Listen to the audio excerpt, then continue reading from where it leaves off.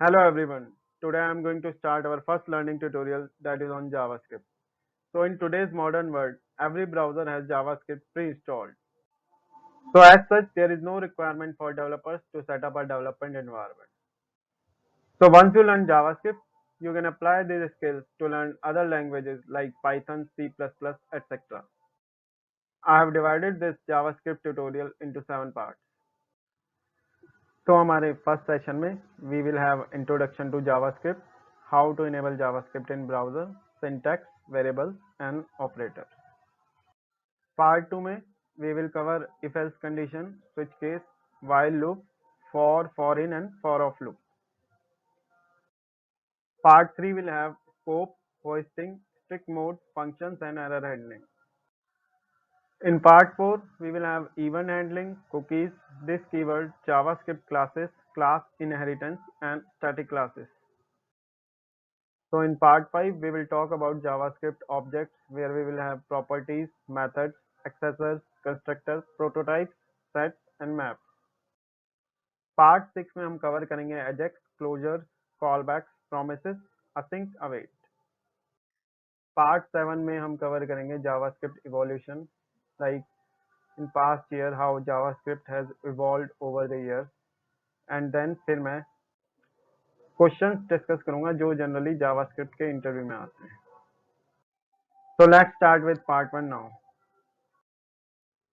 तो स्टार्ट करते हैं इंट्रोडक्शन टू जावास्क्रिप्ट। तो जावास्क्रिप्ट एक लाइटवेट इंटरप्रेटेड प्रोग्रामिंग लैंग्वेज है। तो बेसिकली हमारे पास होते हैं कंपाइल्ड लैंग्वेजेस और interpreted languages. For example, suppose हमारे पास कोई एक आर्टिकल है जो कि फ्रेंच में लिखा है। तो क्या होता है कि सपोज वो हमारा जो फ्रेंच में आर्टिकल है वो इंग्लिश में ट्रांसलेट हो रखा है। तो जिस किसी को भी इंग्लिश आती है वो इजीली उसे पढ़ सकता है। तो जो ये इंग्लिश वर्जन है उस आर्टिकल का, ये है कंपाइल्ड वर्जन। और दूसरा ऑप्शन होगा कि सपोज मेरे किसी फ्रेंड को फ्रेंच आती है, तो वो क्या कर सकता है कि मुझे लाइन बाय लाइन उसको ट्रांसलेट करके दे सकता है इंग्लिश में। तो ये जो ट्रांसलेशन होगी लाइन बाय लाइन, ये हमारा एक इंटरप्रेटर करेगा, और ये इंटरप्रेटेड वर्जन जो होता है उसको इंटरप्रेटेड लैंग्वेज कह सकते हैं। तो हमारी कंपाइल्ड लैंग्वेजेस होंगी जैसे सी, सी प्लस प्लस, रस्ट, गो वगैरह। और इंटरप्रेटेड लैंग्वेजेस में हम ले सकते हैं जैसे PHP, पाइथन, जावास्क्रिप्ट, रूबी, ये सब। तो हमारी कंपाइल्ड प्रोग्रामिंग लैंग्वेजेस में जो भी हम प्रोग्राम, फंक्शंस वगैरह लिखते हैं वो नेटिव मशीन कोड में कंपाइल होते हैं। और हमारे इंटरप्रेटेड लैंग्वेज में इंटरप्रेटर डायरेक्टली एग्जीक्यूट कर देता है हमारे सोर्स प्रोग्राम कोड को, तो उसमें कंपाइलेशन टाइम नहीं लगता हमारा। जावास्क्रिप्ट से हम फ्रंट एंड डेवलपमेंट कर सकते हैं, बैक एंड डेवलपमेंट कर सकते हैं, एक मोबाइल ऐप भी बना सकते हैं, डेस्कटॉप ऐप और गेम डेवलपमेंट भी कर सकते हैं। तो वेब डेवलपमेंट में हमारे पास है क्लाइंट साइड जावास्क्रिप्ट और सर्वर साइड जावास्क्रिप्ट। तो client side JavaScript basically handle करता है यूजर फ्रंट एंड, लाइक उसका व्यू वगैरह। तो उसमें फॉर्म वैलिडेशन या फिर जो भी आपको रिक्वेस्ट पीछे सर्वर साइड भेजनी है वो सब हम फ्रंट एंड में हैंडल करते हैं। तो इसमें एग्जांपल होंगे हमारे मॉडर्न डे में angular JS, react JS, Vue JS. और सर्वर साइड में हम अपनी एपीआईज वगैरह राइट करते हैं। तो एपीआईज वगैरह हम जो भी अब राइट करते हैं उसके थ्रू हम यूज़र इंटरेक्शन करवा सकते हैं, और ये सब हम डेटाबेस सेव करना, डेटा में कोई वैल्यू सेव करना, ये सब हम सर्वर साइड से कर सकते हैं, और उसके लिए हम यूज़ करते हैं नोड जेएस। सबसे पहले हम देखते हैं कि जावास्क्रिप्ट हम कैसे इनेबल करेंगे अपने ब्राउजर में। तो मैं क्रोम में, इंटरनेट एक्सप्लोरर नहीं, आजकल एज चल रहा है तो एज में और फायरफॉक्स में करके दिखाऊंगा। तो सबसे पहले हम जावास्क्रिप्ट इनेबल करेंगे माइक्रोसॉफ्ट एज में। तो उसके लिए ये टॉप राइट कॉर्नर पे 3 डॉट्स हैं, वहाँ पे क्लिक करेंगे। फिर हम जाएंगे सेटिंग्स में। तो सेटिंग्स में जाने के बाद हम टाइप करेंगे जावास्क्रिप्ट, और राइट साइड में हमारा ऑप्शन आ जाएगा जावास्क्रिप्ट के सेटिंग्स का। तो जावास्क्रिप्ट की सेटिंग में जाने के बाद बस एक ऑप्शन होता है जिसे हमें इनेबल या डिसेबल करना है, वो है अलाउड। तो ये ऑलरेडी अलाउड है, जैसा मैंने कहा था कि आजकल जावास्क्रिप्ट ऑलरेडी इंस्टॉल्ड और स्टार्टेड होती है। तो अगर ये डिसेबल्ड है लाइक दिस, तो आपको जस्ट स्लाइड राइट करना है और ये इनेबल हो जाएगी। उसके बाद हम जस्ट इस टैब को क्लोज कर देंगे और ये हमारी जावास्क्रिप्ट इनेबल हो जाएगी माइक्रोसॉफ्ट एज में। नेक्स्ट हम चेक करेंगे अपना जावास्क्रिप्ट की सेटिंग्स क्रोम ब्राउजर में। तो उसमें दोबारा से हम टॉप राइट कॉर्नर में जाके और सेटिंग्स पे क्लिक करेंगे, तो उससे हमारा सेटिंग्स का एक टैब ओपन हो जाएगा। सेटिंग्स टैब में फिर हम लेफ्ट में से सेलेक्ट करेंगे प्राइवेसी एंड सिक्योरिटी और उसके बाद हम यहाँ क्लिक करेंगे साइट सेटिंग्स पे। साइट सेटिंग्स के अंदर हम क्लिक करेंगे फिर अब ये जावास्क्रिप्ट ऑप्शन पे। फिर जावास्क्रिप्ट की सेटिंग में हम सेलेक्ट कर सकते हैं कि जावास्क्रिप्ट हमें इनेबल करनी है नहीं, तो बाय डिफॉल्ट ये इनेबल्ड ही होती है। तो सपोज अगर ये डिसेबल्ड है तो या तो हम थ्रू आउट इसको इनेबल कर सकते हैं ये फर्स्ट ऑप्शन से, या फिर अगर ये don't allow sites to use JavaScript का ऑप्शन सेलेक्टेड है तो उसके बाद हम कस्टमाइजेशन ऐड कर सकते हैं इधर कि हम कुछ साइट्स में जावास्क्रिप्ट डिसअलाउ कर सकते हैं, not allow to use JavaScript, और अलाउ कर सकते हैं किसी किसी साइट में। फॉर एग्जांपल अगर हम चाहते हैं कि google.com में जावास्क्रिप्ट इनेबल्ड है तो हम जस्ट google.com ऐड करके और उसको ऐड कर देंगे। तो हमने लिखा google.com और ऐड, तो ये जावास्क्रिप्ट हमारी इनेबल्ड रहेगी। तो वहीं से फिर हम इसको रिमूव भी कर सकते हैं, एडिट कर सकते हैं। तो मैं फिलहाल इसको इनेबल करूंगा क्योंकि हम काफी साइट्स होती हैं जिसमें जावास्क्रिप्ट यूज होती है। उसके बाद जस्ट हमें टैब क्लोज करना है और ये हमारा जावास्क्रिप्ट इनेबल हो गई है क्रोम ब्राउजर में। तो नेक्स्ट हम आते हैं अपने कोडिंग पार्ट पे। तो उसके लिए हम सबसे पहले इंस्टॉल करेंगे अपना कोड एडिटर। जो कोड एडिटर मैं यूज करता हूँ वो है विजुअल स्टूडियो कोड। तो हम गूगल पे सर्च करने के बाद हम विजुअल स्टूडियो कोड पाए, तो फिर हम यहाँ आएंगे। फिर यहाँ पे हमारे पास ऑप्शन है, आप विंडोज प्लेटफॉर्म है आपका या लिनक्स की मशीन है या मैक ओएस, तो उस बेसिस पे आप डाउनलोड कर सकते हैं इसको। और नॉर्मली जो भी आपको ऑप्शन आएंगे नेक्स्ट नेक्स्ट करके आपका इंस्टॉल हो जाएगा। तो VS कोड एडिटर इंस्टॉल होने के बाद हम ओपन करेंगे अपना एडिटर और सबसे पहले हम जाएंगे टॉप लेफ्ट कॉर्नर में, ये हमारा एक्सप्लोरर का ऑप्शन। यहाँ पे हमारे को ये ऑप्शन मिल रहा है ओपन फोल्डर का। तो ये फोल्डर पाथ ओपन करने के बाद ये कुछ ऐसा दिखेगा।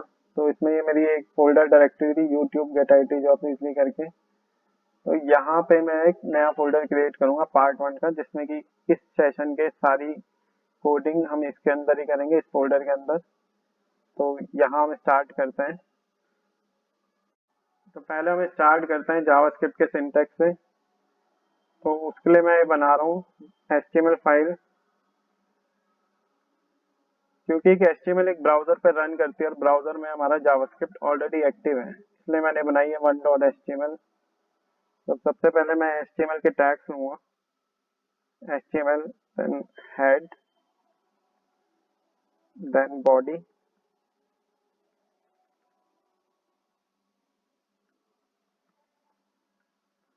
तो बेसिकली जो जावास्क्रिप्ट के टैग हैं वो मैं बॉडी में भी लिख सकता हूँ, लेकिन हमें एक हेड में लिखने चाहिए। जितनी भी हमारे जावास्क्रिप्ट की फंक्शंस वगैरह या कॉल्स वगैरह है तो वो हम बेसिकली कॉल करेंगे हेड में। तो इसका सिंटैक्स है script type equal to text JavaScript. और फर्स्ट एग्जांपल के लिए मैं करता हूँ document dot write hello world. तो हम ये ब्राउजर में चेक करेंगे अब कैसा दिखता है। इसे मैं सेव कर देता हूँ कंट्रोलर। तो ये मेरा क्रोम ब्राउजर है, यहाँ पे मैं ओपन करता हूँ फाइल को 1.html तक। तो देखिए ये हेलो वर्ल्ड प्रिंट होके आ गया। तो the next thing is like ये सेमीकोलन हमारे मैंडेटरी नहीं है जावास्क्रिप्ट में, we can either have it और not. so this is also fine and it should run। so next मैं लिखता हूँ variables like where x equal to 10, where y equal to 20। तो जावास्क्रिप्ट हमारा कमेंटिंग अलाउ करता है सी और सी प्लस प्लस स्टाइल में। तो सपोज अगर मुझे single line of code comment करना है तो I will use double forward slash like this. And अगर मुझे मल्टीपल लाइंस कमेंट करनी है तो I will use forward slash then asterisk and hashtag and forward slash. तो ये जितना भी कोड इनके बीच में ये सब कमेंट हो जाएगा। जावास्क्रिप्ट एक केस सेंसिटिव लैंग्वेज है। सो फॉर एग्जांपल अगर मैंने एक वेरिएबल डिफाइन करा है where यूजर और दोबारा से डिफाइन करा है मैंने वेरिएबल where यूजर, तो ये एक स्मॉल केस में है, ये अपर केस में है, तो जावा स्क्रिप्ट इसे डिफरेंट वेरिएबल्स कंसिडर करेगा क्योंकि जावा स्क्रिप्ट एक केस सेंसिटिव लैंग्वेज है। तो ये पॉइंट इंपॉर्टेंट इसलिए है क्योंकि बहुत टाइम्स होता है कि कई बार हम कोई वेरिएबल या फंक्शन डिफाइन करते हैं तो उसमें हम इसकी केसिंग हम याद नहीं रखते, लाइक हमने अपर केस लोअर केस, तो वो हमें याद रखना है। तो करेक्टर केसिंग एग्जैक्टली मैच होनी चाहिए जो भी हम वेरिएबल या फंक्शन डिफाइन करेंगे।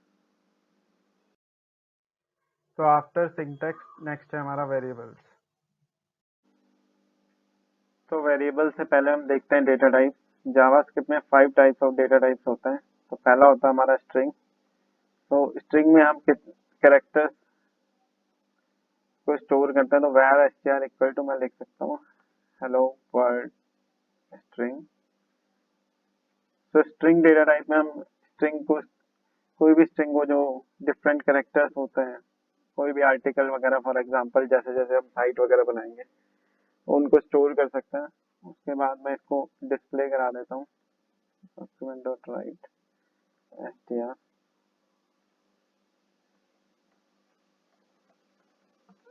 String data type. नेक्स्ट है हमारा नंबर।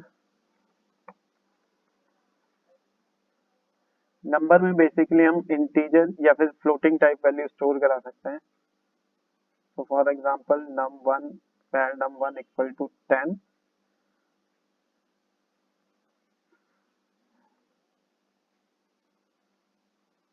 इसको मैं डिस्प्ले करा देता हूँ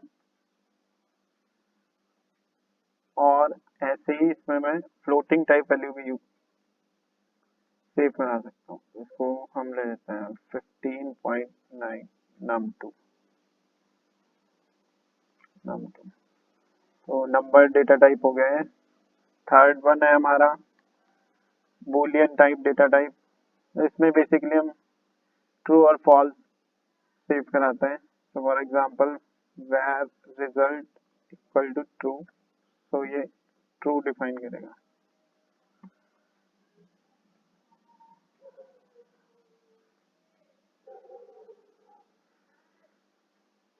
नेक्स्ट हमारा होता है अनडिफाइंड।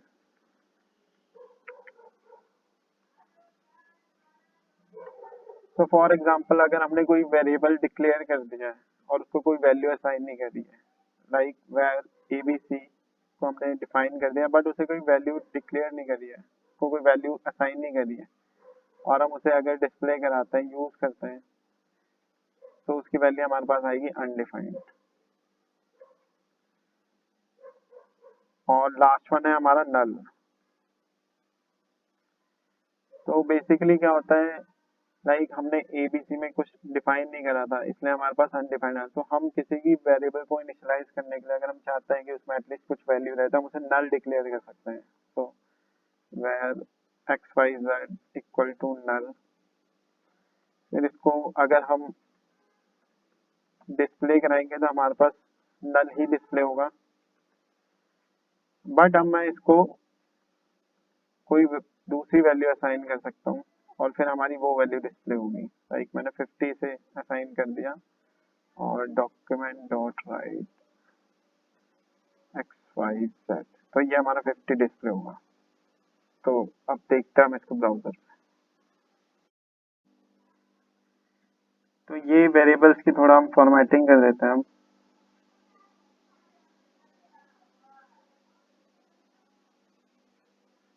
तो बेसिकली प्लस से हमारा स्ट्रिंग कॉन्कैटनेट होती है, तो जो भी विद इन ये डबल इन्वर्टेड कॉमास हम लिख रहे हैं वो जस्ट एज अ स्ट्रिंग जाएगी और वेरिएबल को हमने कॉन्कैटनेट कर दिया तो यहाँ पे हमारे वेरिएबल की वैल्यू आ जाएगी। तो मैं थ्रो आउट कर देता हूँ, एल्स वो पूरा कैरेक्टर्स हमारे एक ही लाइन में आ जाएगा जो भी हमारा रिजल्ट है ये डॉक्यूमेंट डॉट राइट का। तो इसलिए मैंने ब्रेक लाइन दे दिया है।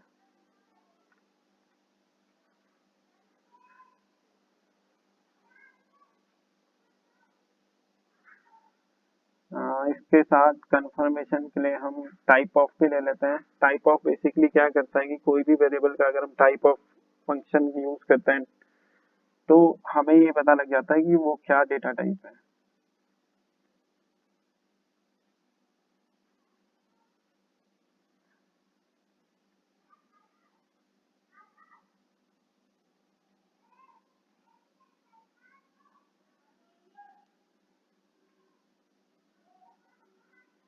तो इसको मैं सेव कर लेता हूँ और हम चेक करते हैं अपने ब्राउजर पे।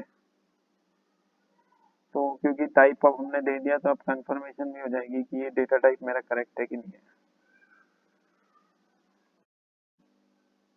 तो ये मेरा आउटपुट है हेलो वर्ल्ड स्ट्रिंग, जो वेरिएबल में थी वो ये मेरी स्टोर होके आ गई। और स्ट्रिंग यहाँ पे टाइप ऑफ, यहाँ पे हमने सेकंड लाइन में ब्रेक लाइन देके चेक करा था तो ये टाइप ऑफ मेरा करेक्ट है, स्ट्रिंग टाइप है। ये नंबर टाइप है, ये भी नंबर टाइप है जो कि फ्लोटिंग पॉइंट वैल्यू है। ये बूलियन टाइप है, ट्रू फॉल्स जो मैंने बताया था। ये अनडिफाइंड है। तो अनडिफाइंड और नल में एक और डिफरेंस है, वो अभी मैं दिखाता हूँ।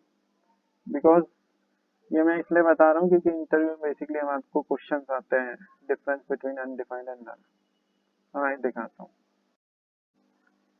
तो जैसे मेरा variable A B C undefined था, तो अगर मैं उसमें कोई भी इंटीजर वैल्यू ऐड करता हूँ, तो for example var D E F equal to A B C plus 10, तो मेरा रिजल्ट आएगा नॉट अ नंबर, बिकॉज जो हमारा इनिशियल वेरिएबल है वो अनडिफाइंड है और एक इंटीजर वैल्यू को ऐड करने के लिए हमारे को जो दूसरी वैल्यू है वो भी इंटीजर ही होनी चाहिए। या तो ये जीरो होता या नल होता तो उसमें वैल्यू आती। तो डॉक्यूमेंट आउट राइट, ये मैं कर देता हूँ A B C plus D F, हमारा result D F break line. Similarly अगर मैं नल में कोई वैल्यू ऐड करता हूँ इंटीजर वैल्यू, उसमें हमें रिजल्ट आ जाएगा बिकॉज वो हमने वेरिएबल जस्ट इनिशियलाइज करा है। तो इसमें मैं ले लेता हूँ H I J equal to X Y Z plus 10। so document dot write X Y Z plus H I J और मेरा रिजल्ट है एच आई जे। तो इसका अब रिजल्ट देखते हैं। तो जैसा मैंने कहा था, एक अनडिफाइंड वैल्यू और एक इंटीजर को ऐड करने के बाद हमारा आया नॉट अ नंबर नैन, और एक वैल्यू जो एक्स वाई जेड वेरिएबल जिसमें हमने नल डिफाइन करा था, मीन्स अभी इसकी इनिशियल वैल्यू नल है, जीरो है। तो जीरो प्लस वन हमने ऐड करा तो हमारे आंसर आया 10। तो आफ्टर डेटा टाइप्स वेरिएबल्स होते हैं हमारे थ्री टाइप्स के, वैर, लेट और कॉन्स्ट। सो वैर का हमने यूज यहाँ पे देखा। तो वैर बेसिकली क्या करता है, वैर आप ले सकते हैं जैसे कि स्टोरेज या कंटेनर जहाँ पे हम अपना डेटा सेव करते हैं। और डेटा टाइप्स मैंने बता दिए थे, number type, string type, Boolean type. So होता क्या है कि सपोज कोई यूजर ए है, उसका मुझे सैलरी स्टोर करनी है, और कोई यूजर बी है। एज सच मेरे पास multiple an numbers of users हैं, तो मैं उन वेरिएबल्स को उनको वेरिएबल नेम देके उनको स्टोर कर सकता हूँ। For example var user A equal to 100, var user B equal to 500, var user C equal to 700। So in future अगर मुझे टोटल सैलरी कैलकुलेट करनी है तो मैं उन स्टोरेज वेरिएबल्स को रेफर करूंगा, user A plus user B plus user C, because वहाँ मेरी उन वेरिएबल्स में मेरी वैल्यू स्टोर हुई थी। तो ये चीज होती है। और फिर दूसरा होता है वेरिएबल्स में वेरिएबल स्कोप। सो कोई भी वेरिएबल अगर मैंने आउटसाइड ऑफ फंक्शन डिक्लेयर करा है तो वो मेरा हो गया ग्लोबल वेरिएबल, और कोई भी अगर वेरिएबल मैंने इनसाइड फंक्शन डिक्लेयर करा है तो वो हो गया मेरा लोकल वेरिएबल। सो जैसे कि यहाँ पे है हमारा var S T R equal to, ये जितने भी वेरिएबल्स हैं सारे ग्लोबल वेरिएबल्स हैं, मीन्स मैं इन्हें कहीं भी एक्सेस कर सकता हूँ। और ऐसे ही अगर मैं एक कोई फंक्शन डिक्लेयर करता हूँ, फंक्शन सैलरी और वेर टोटल सैलरी, तो जो ये टोटल सैलरी है ये मेरा लोकल वेरिएबल है, मींस ये with in this function only मैं इसको एक्सेस कर सकता हूँ। सो सपोज अगर मुझे यहाँ पे मैं इसको डॉक्यूमेंट डॉट राउट करूँगा तो मेरे पास अनडिफाइंड नहीं आएगा, बिकॉज इसका स्कोप यहीं तक है, ये इसकी वैल्यू में विद इन दिस यहीं पे मैं इसको डिस्प्ले करा सकता हूँ। तो अगर मैं इसको इक्वल टू 100 लिखूँ और यहाँ पे डॉक्यूमेंट डॉट राइट कराऊँ टोटल सैलरी को, तो यहाँ पे मेरे को मिल जाएगी इसकी वैल्यू। बट अगर मैं इधर आउटसाइड ऑफ फंक्शन इसको डॉक्यूमेंट डॉट राइट करता हूँ टोटल सैलरी को, तो मेरे पास अनडिफाइंड आएगा। तो नेक्स्ट है हमारा लेट। तो नेक्स्ट है हमारा लेट। तो लेट कीवर्ड जो हमारा हुआ था वो इंट्रोड्यूस हुआ था 2015 में, जिसे हम ES6 भी कहते हैं, ECMAScript 6। तो ये प्रॉपर ये जावास्क्रिप्ट वर्जनिंग के लिए मैंने एक सेशन रखा है लास्ट में, तो उसमें मैं डिफाइन करूंगा सब कुछ कि कौन कौन से नए फीचर्स वगैरह आए हमारे डिफरेंट वर्जन्स में। तो जो फर्स्ट डिफरेंस है वो ये है कि लेट को हम रीडिक्लेयर नहीं कर सकते, इट कैन नॉट बी रीडिक्लेयर्ड। तो मैं एग्जांपल दिखाता हूँ। फॉर एग्जांपल सबसे पहले हम वेयर में चेक करते हैं, तो वेयर ABC इक्वल टू मैं ले लेता हूँ test1, देन वेयर ABC को मैं रीडिक्लेयर कर रहा हूँ, इसका मैं ले लेता हूँ test2। तो मैंने डिफरेंट वैल्यू असाइन कर दी है, या फिर मैं कोई इंटीजर या कुछ भी डिफाइन कर सकता था। तो बेसिकली होता क्या है कि वेरिएबल के केस में जब मैं whereas a var type में डिक्लेयर कर रहा हूँ, तो जो भी मैंने सेकंड टाइम डिक्लेरेशन करी वो वाली वैल्यू पिक करेगा। तो इधर मैं डॉक्यूमेंट डॉट राइट नहीं कर रहा, कंसोल डॉट लॉग कर रहा हूँ। डॉक्यूमेंट डॉट राइट बेसिकली हमारा HTML पेज पे रिजल्ट दिखाता है, और कंसोल डॉट लॉग के लिए हमें डेवलपमेंट टूल्स में जाना पड़ेगा ब्राउजर में, वो भी मैं डिस्प्ले अभी आपको कर दूंगा। तो ABC वेर रिजल्ट को मैंने कॉन्कैटनेट कर दिया, एक ब्रेक लाइन दे देता हूँ।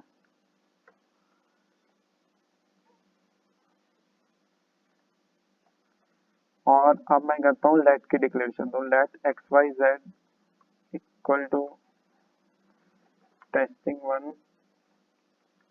सिमिलरली मैं इसको रीडिक्लेयर करता हूँ testing2। इसको सोल डॉट लॉग करा देता हूँ XYZ।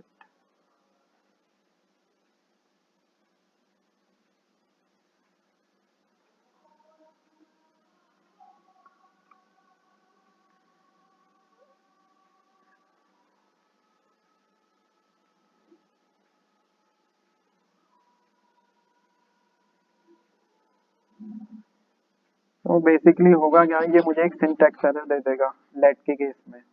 तो यहाँ से ही ट्रंकेट हो जाएगा, तो ये कंसोल डॉट लॉग तक पहुंचेगा ही नहीं। तो आप देखना ये लेट रिजल्ट ये वाली स्ट्रिंग आपकी डिस्प्ले ही नहीं होगी। तो आप ब्राउजर में चेक करते हैं।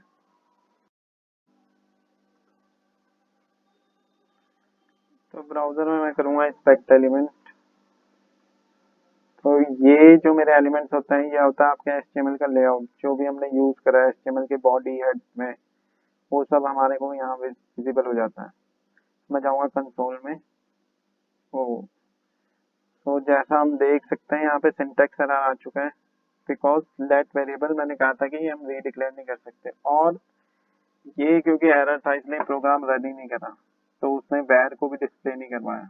तो अब हम क्या करेंगे कि लेट का कोड कमेंट करके और वैर जो हमने रीडिक्लेयर करा था उसको कंसोल डॉट लॉग करा के देखते हैं।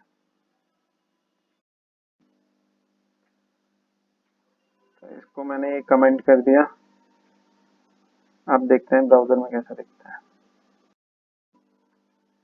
ब्राउजर में अब मैं रिफ्रेश करूंगा इसको, तो ये रहा, ये BR इसने नहीं दिया वो मैं देख लूंगा, बट ये हमारा देखा जो हमने सेकंड टाइम डिक्लेयर करा था, जो हमने सेकंड टाइम वैल्यू स्टोर कराई थी test2, वो उसमें सेव हो गई है वेर।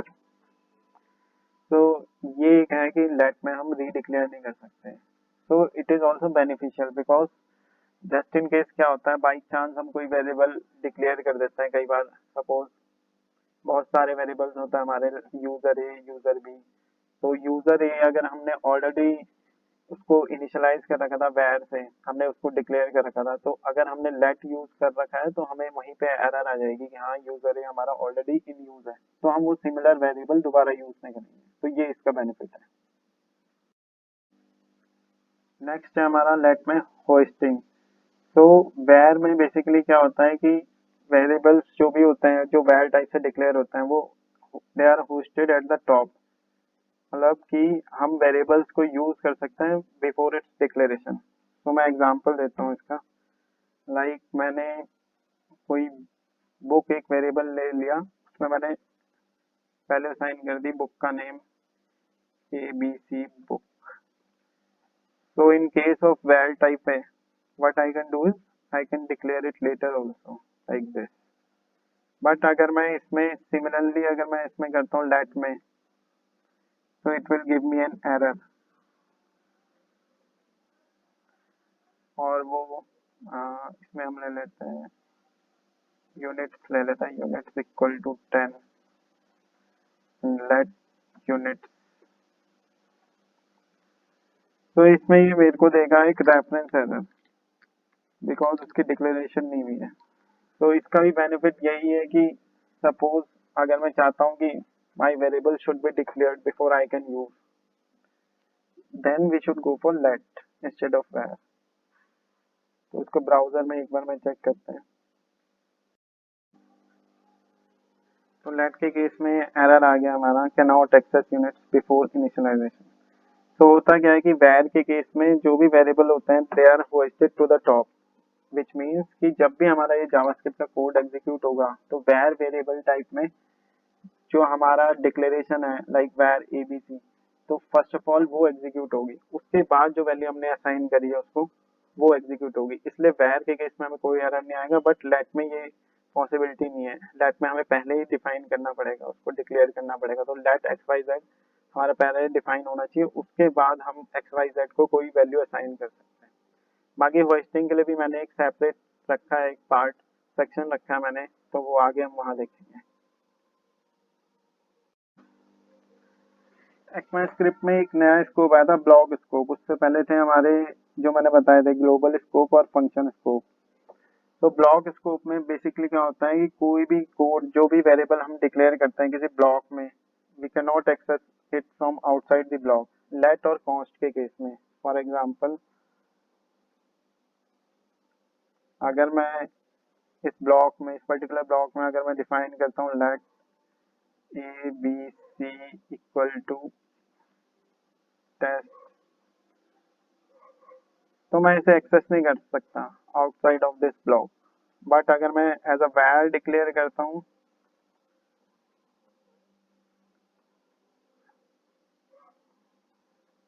तो इस XYZ को मैं एक्सेस कर सकता हूँ outside of this block. Next है हमारा कॉन्स्ट टाइप वेरिएबल डिक्लेरेशन। तो कॉन्स्ट में भी सेम ही लेट की तरह हमारा ब्लॉक स्कोप होता है। तो आउटसाइड ऑफ ब्लॉक हम उसको एक्सेस नहीं कर सकते और हम री डिक्लेयर नहीं कर सकते। लाइक इन दैट हम री डिक्लेयर नहीं कर सकते, जस्ट इन केस ऑफ वैर हम री डिक्लेयर कर सकते हैं। Also we cannot reassign any value. For example suppose मैंने कोई वेरिएबल डिक्लेयर करा है कॉन्स्ट ABC इक्वल टू 15158, तो मैं इसको कोई नई वैल्यू असाइन नहीं कर सकता उसके बाद। तो this will give me error in case of const. तो कॉन्स्ट हम बेसिकली यूज करते हैं जहां हमें स्टैटिक वैल्यूज चाहिए। फॉर एग्जांपल कोई हमारा फॉर्मूला वगैरह है, लाइक कि मल्टीप्लिकेशन हमारी होगी किसी नंबर किसी फ्लोटिंग पॉइंट वैल्यू से, जो कि हमारी स्टैटिक वैल्यूज है, हम चाहते हैं कि वो चेंज ना हो। बिकॉज अगर हम बाई चांस उसे चेंज भी करते हैं तो हमें एरर आ जाएगा। इसलिए उन स्टैटिक वैल्यूज के लिए हम कोई फॉर्मूला है हमारा या कोई पर्टिकुलर थिंग है जो चेंज नहीं होनी चाहिए, तो हम उसके लिए कॉन्स्ट टाइप डिक्लेरेशन करेंगे। तो अगर सपोज कोई मेरा था वैल्यू थी उसको मैं 158 था और मैं चाहता हूँ कि थ्रू आउट वो कॉन्स्ट 158 ही रहे, और फिर अगर बाई मिस्टेक मैं उसको रीडिक्लेयर कर देता तो मुझे एरर थ्रो हो जाएगा।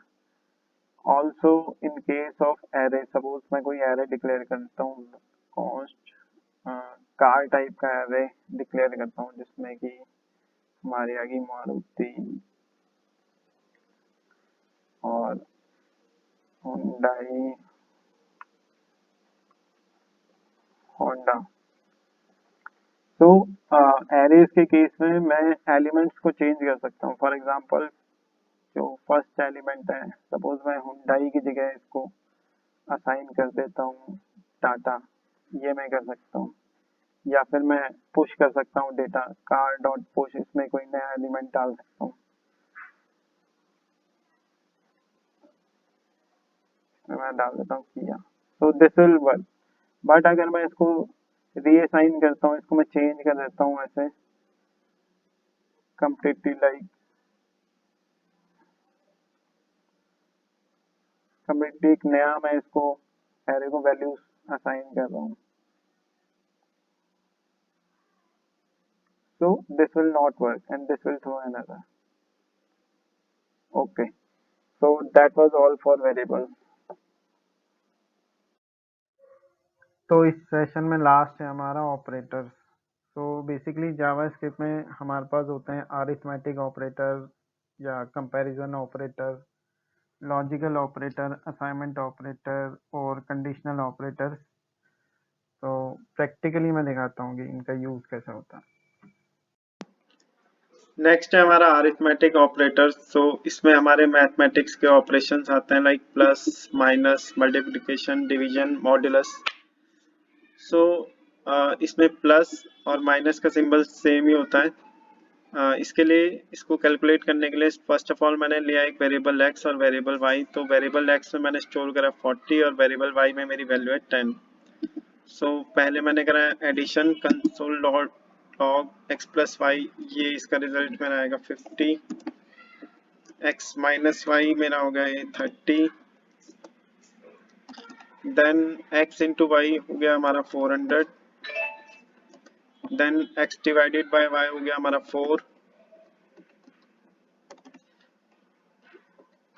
ये डबल फॉरवर्ड स्लैश से मैं ये सब कमेंट कर रहा हूँ, बाकी मैं ब्राउजर में दिखाऊंगा इसका रिजल्ट क्या आएगा। मॉडुलस मीन्स हमारा रिमाइंडर, तो 10/40 10 4 द 40 हमारा आएगा 0।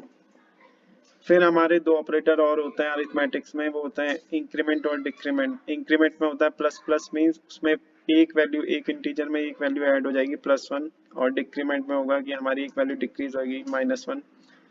सो हमारा x प्लस प्लस मीन्स हमारा हो गया 41 और y माइनस माइनस मीन्स हो गया 9। तो अब हम इसको ब्राउजर में जाके चेक करते हैं। नेक्स्ट हम रिजल्ट्स चेक करेंगे अपने ब्राउजर में। सो हम कंसोल में जाके चेक करेंगे। तो ये x प्लस वाई 50 हमारा, ये x minus Y 30, x multiply Y 400। So as on ये डिवीजन, ये modulus means remainder. So increment में क्या होता है कि जो हमारी इंटीजर वैल्यू होती है उसमें 1 ऐड हो जाता है। सो x प्लस प्लस मींस 40 + 1 हमारा 41 आ गया, और ये y माइनस माइनस था मींस 10 - 1 हमने करा तो ये 9 आ गया। सो पार्ट 2 सेशन से मैं Node.js इंस्टॉल करके फिर आपको एडिटर में ही दिखाऊंगा रिजल्ट्स। तो एडिटर में जो विजुअल स्टूडियो कोड होता है उसमें एक ऑप्शन होता है टर्मिनल का, तो हम डायरेक्टली टर्मिनल में उसको एग्जीक्यूट करेंगे और रिजल्ट्स हमें वहीं दिख जाएंगे। तो फिलहाल पार्ट 1 के लिए मैं ये ब्राउजर में ही रिजल्ट्स डिस्प्ले करवा रहा हूँ। नेक्स्ट है कंपैरिजन ऑपरेटर्स। सो इसमें आता है हमारा equal equal to, not equal to, greater than, less than, greater than equal to और लेस देन इक्वल टू। सो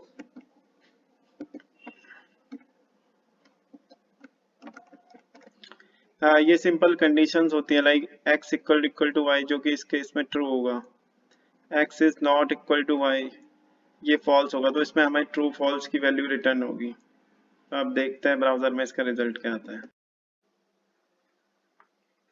तो इसकी वैल्यू बेसिकली जो हमें आउटपुट मिलेगा ट्रू फॉल्स से मिलेगा कि कंडीशन अगर हमारी मैच हो रही है कि नहीं हो रही। Like x greater than y था जिसमें हमारा पहले 40 इज ग्रेटर देन 10 जो कि फॉल्स है, तो हमारा फॉल्स आया है। लाइकवाइज हमारी बाकी वैल्यूज भी आएंगी। नेक्स्ट है हमारा लॉजिकल ऑपरेटर्स। सो इसमें आता है हमारा लॉजिकल एंड और लॉजिकल और। सो एंड में ये होता है कि हमारी जितनी भी कंडीशंस होती है वो मैच होनी चाहिए। अगर मैंने 2 या 3 बार m% यूज कर रखा है वो कंडीशन, सो इसमें जैसे अभी मैंने 2 कंडीशन लिया है कि x greater than 39 and y greater than 9। So suppose मेरे पास कोई रिजल्ट होता, या कोई और वेरिएबल ले लेता हूँ मैं, where z इक्वल टू 50। सो मैं इधर एक और कंडीशन ऐड कर देता हूँ, एंड z इक्वल टू 50। सो अगर मैं लॉजिकल एंड लिया दैट मीन्स ये तीनों कंडीशंस मेरी ट्रू होगी, तब मेरा रिजल्ट ट्रू आएगा। लॉजिकल और में क्या होता है कि कोई भी एक कंडीशन अगर मेरी ट्रू है तो उसका रिजल्ट ट्रू आएगा। For example x is less than 39 but x हमारा 40 है, तो ये इसका रिजल्ट मेरा आएगा फॉल्स। और y is greater than 9 that is 10 which is true. So false और ट्रू में हमारा रिजल्ट आएगा ट्रू। सो हम ब्राउजर में देखते हैं कैसे दिखता है। तो ब्राउजर में भी रिजल्ट हमारा ट्रू ही आया दोनों कंडीशन। नेक्स्ट है हमारा assignment operators. So first of all हमारा आता है simple assignment operator that is equal to sign. So मैंने यहाँ क्या करा कि z वेरिएबल में x प्लस वाई की वैल्यू मैंने असाइन कर दी है, यहाँ पे मैंने फिर उसको डिस्प्ले करवा दिया। देन है हमारा plus equal to operator, means इसकी बेसिकली एक शॉर्ट फॉर्म है। अगर ये होगा हमारा कि जो भी हमारा लेफ्ट में वेरिएबल है प्लस राइट में जो वेरिएबल है उन दोनों को एडिशन करके हम लेफ्ट वेरिएबल में असाइन कर देंगे। फॉर एग्जांपल इसको अगर मैं सिंप्लीफाई करके लिखूंगा तो इसको लिखूंगा x equal to x plus y. तो x equal to x plus y और x plus equal to y इन दोनों का रिजल्ट सेम होगा। फिलहाल मैं इसको कमेंट कर देता हूँ। सिमिलरली हमारा हो गया x minus equal to Y means x equal to X minus Y. Then x multiply equal to Y, इसका मतलब है x equal to X multiply by Y. x divide equal to Y means x equal to X divide by Y. x modulus equal to Y हो गया x equal to X modulus of Y. So likewise अब इनका result check करते हैं हम। तो ये हमारी z की वैल्यू है x प्लस वाई, ये हमारी है x plus equal to Y means x equal to x plus Y, ये माइनस की होगी x minus equal to Y means x equal to X minus Y. ये मल्टीप्लिकेशन है x multiply equal to Y means x equal to X into Y. ये division की और ये modulus की। सो लास्ट ऑपरेटर है हमारा कंडीशनल ऑपरेटर, जिसको हम टेर्नरी ऑपरेटर भी बोलते हैं। So basically if else condition की शॉर्ट फॉर्म है। सो फॉर एग्जांपल क्या होता है, हम इफ एल्स कंडीशन में लिखते हैं if this condition is match then it will show us this result. Means अगर वो कंडीशन मैच होती है वो रिजल्ट मिलेगा हमें, else it will do something else. So likewise अब x और y, हमारा x है हमारा 40 और y 10 है।